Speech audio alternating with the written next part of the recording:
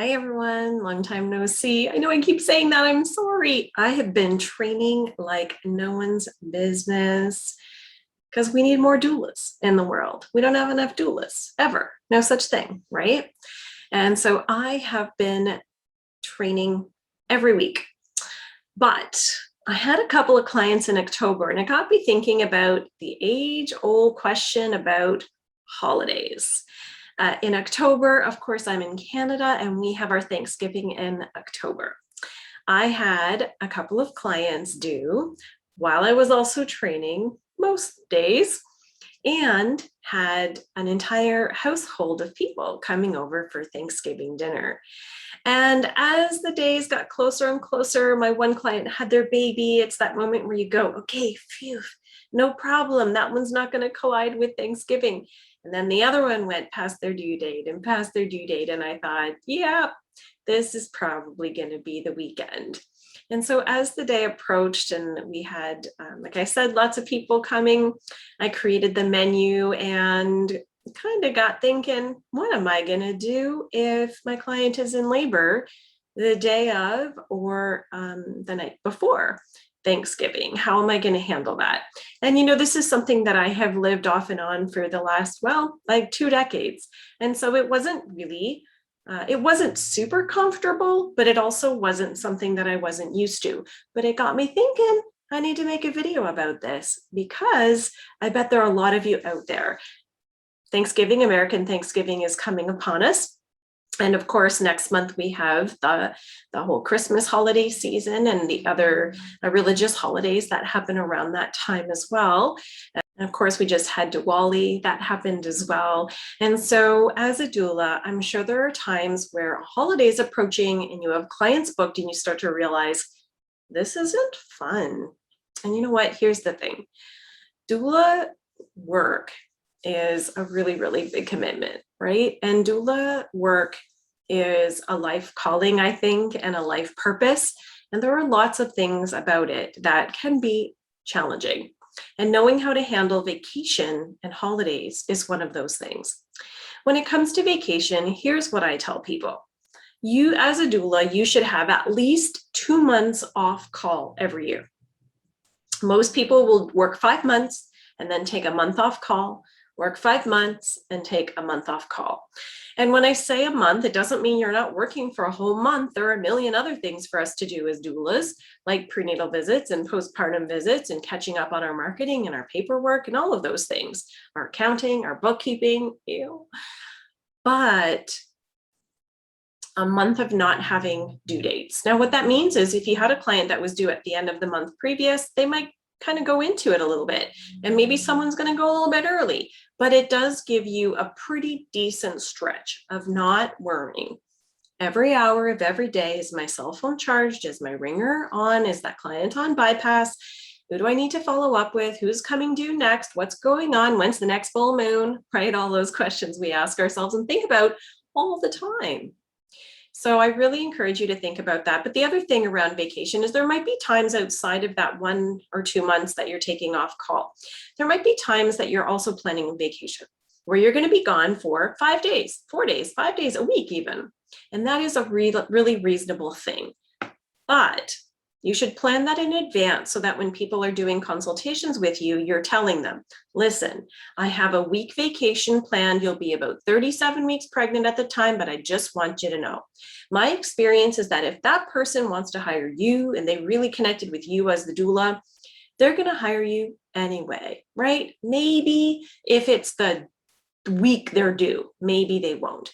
But usually they're due a little bit before, a little bit after. You say, listen, anything can happen. We don't know when baby's going to come, but you will have a backup doula available in my absence that week. My experience, most people are okay with that. Okay. But tell them in advance. What you would not want to do is your client's 35 weeks pregnant and you say, listen, I'm going to go away for a week when you're 37 weeks. Probably aren't going to have a baby and you'll have a backup. Don't worry about it.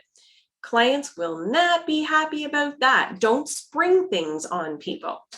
Plan your vacation in advance, even if you're going to be taking due dates around there, and then just let people know. And then let them make the choices that are right for them, which is what we do, right? So that's in terms of your vacation.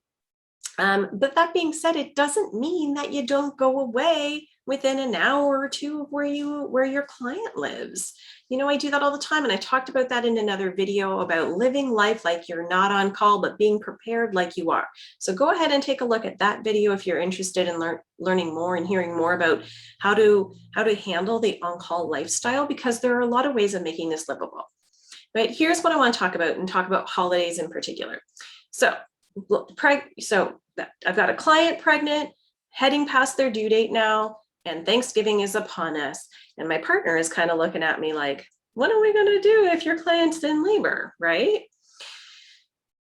And then you're going to have a plan A, a plan B, and a plan C. And plan A is, it's all going to work out just fine. Which, here's the thing, I've been doing this long enough to say it almost always does. They have their baby before or after your big event, your holiday, and it's all fine. Go ahead and plan that anyhow. But then have a plan B and a plan C. A lot of my doulas, we talk about plan B and plan C, because sometimes just plan B isn't even enough, right?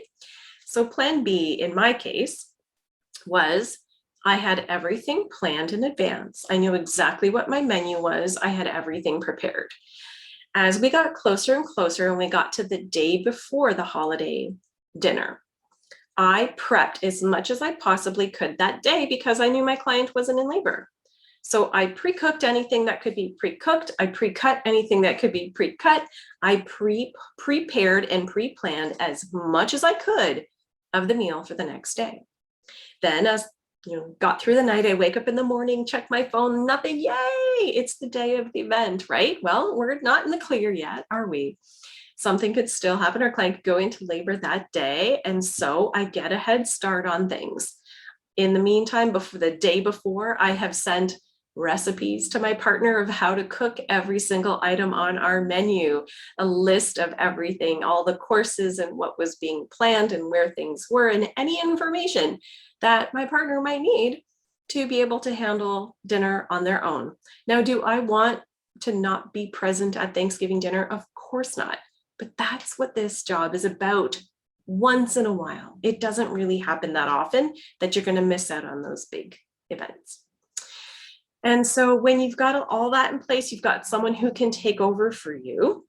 Maybe that's a partner, maybe it's a friend, maybe you have, a friend that you put on standby, like, hey, if I need you, could you come and help out a little bit at my house? Maybe it's a family member. I mean, if you're having a family dinner, you've got family members there, right? But you've got someone that you've shared the menu with and who could come in and take over and knows where things are, or you tell them where things are. That's kind of the worst case scenario, right? Is that you have to leave right before the meal, or sometimes I have left dinner parties in the middle of a dinner party before at my own house. And I've said to people, hey, if you don't mind, would you do the dishes before you leave? And I've had to leave, right? But most of the time that doesn't happen. And so in life, you don't want, as a doula, you don't want to not ever say yes to planning those things, because you'll actually miss out on so many. If you plan them, once in a while, someone's going to have their baby at that time, but not often. And you're going to miss out on fewer of those events if you go ahead and plan them. So you go ahead and do that. What was plan C? Remember I told you have a plan C, the third option? If something comes up and you really don't have anyone to take over for you, and it's a very important event in your life, then you send a backup doula. And I say plan C because I think that is the least appealing option. No client wants a backup doula. Now, in my experience, when I've used a backup doula, the client has always been really, really happy with their doula, but I don't want that for them. I feel like it's a little, it's stressful when they're in labor to now unexpectedly get someone new. But it is a plan C if plan A and plan B aren't an option for you. So anyway, food for thought. I hope that was helpful for you, and I will see you again soon, promise.